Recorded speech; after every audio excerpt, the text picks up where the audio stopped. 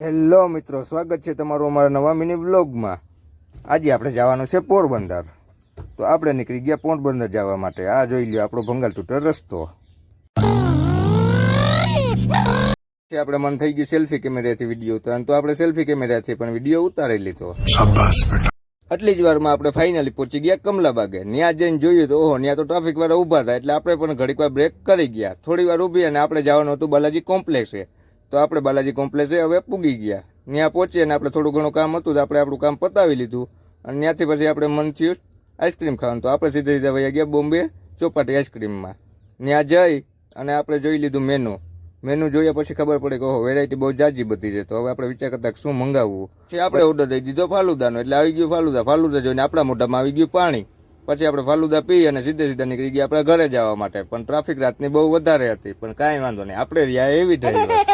અમારો વિડીયો ગમ્યો હોય તો લાઈક, શેર અને સબસ્ક્રાઇબ કરો।